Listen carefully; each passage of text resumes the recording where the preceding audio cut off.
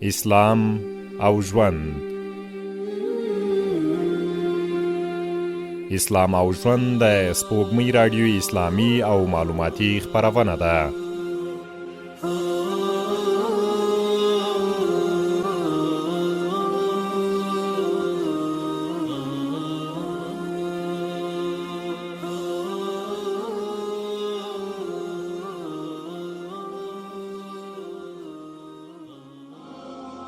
السلام علیکم.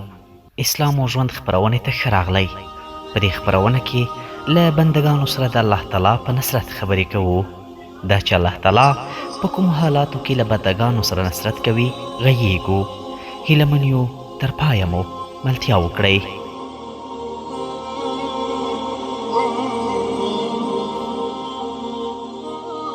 الله تعالی هغه مهربانه ذات دی چې د مور څخه اویا چنده د هغې پر اولاد باندې مهربان دی.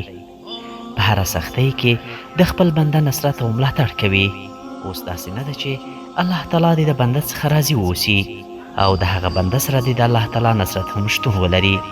اوس دا چې د الله تعالی نصرت یاري او ملاتړ دې ورسره وي او د هغه کومک دې وکړي، دا بیا جدا خبره ده.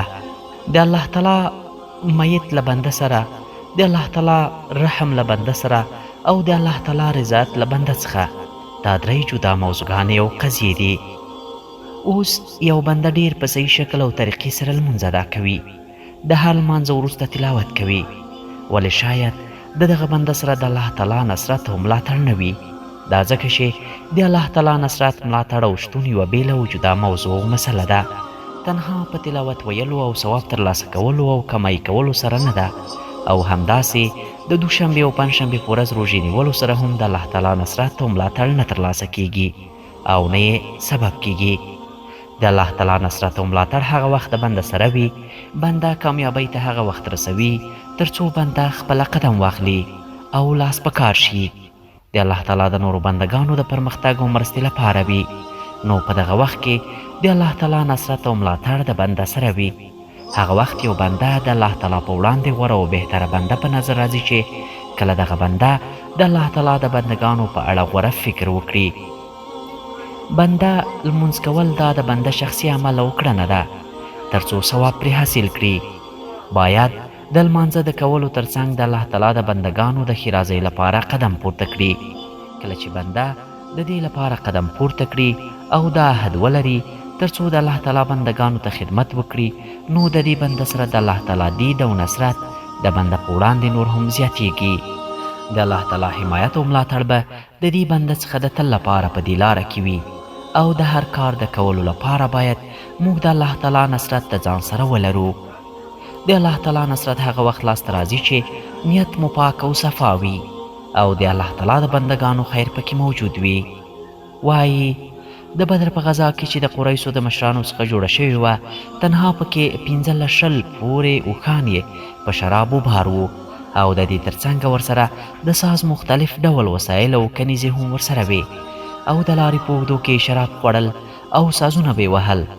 دا به یې ویل ځو مدینې ته تر څو محمد صلی الله علیه وسلم او د هغه یاران د خاورو سره خاورې کړو. حال دا چې پیغمبر صلی الله علیه وسلم د خپلو محدودو یارانو سره د ابو سفیان کاروان باندې حملې ته چمتو ول، اما ابو سفیان کاروان وژغوره او د مکې مشرانو ته خبر ورولېږه چې کاروان په سالم ډول سره وژغورل شو، تاسې بیرته مکې ته وګرځئ. خو هغوی په ډېر کبر سره وویل ځو او د تل لپاره د محمد صلی الله علیه وسلم کیسه خلاصوو. د جنگ په میدان کې مخکې تر دې چې جنگ پیل شي، پیغمبر صلی الله علیه وسلم لاسونه پورته کړل او په دعا شو. دومره د دعا په جریان کې لاسونه ولړزېدل چې څادر یې ولوېده او د بغل سپینوالی ښکاره شو. ویې ویل ای الله، دغه خاص او مخلص بنده، دغه محدوده ډله چې خاص او مخلص بندگان دي ستا، که ته نصرت او ملاتړ ونه کړې، وروسته له دې به په جزیرة العرب کې ستا عبادت نور ونه شي.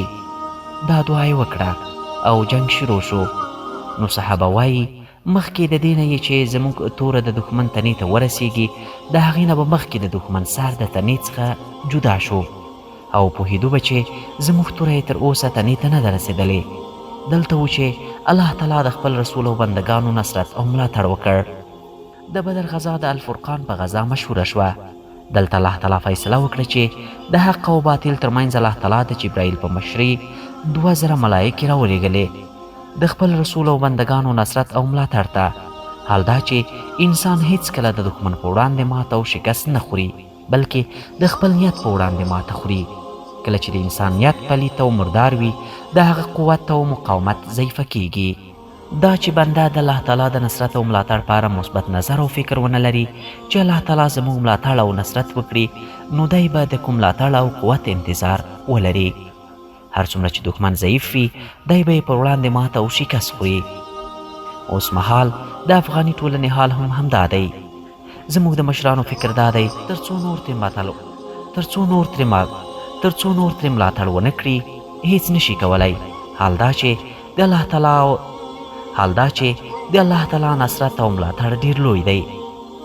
که د دوی فکر د الله تعالی د بندگانو د پرمختګ د هوساینې او کومک لپاره وي، نو الله تعالی به یې هرومرو نصرت او ملاتړ کوي. په دې هیله چې د الله تعالی د نصرت او ملاتړ څخه برخمن اوسو. وما علینا الا البلاغ المبین.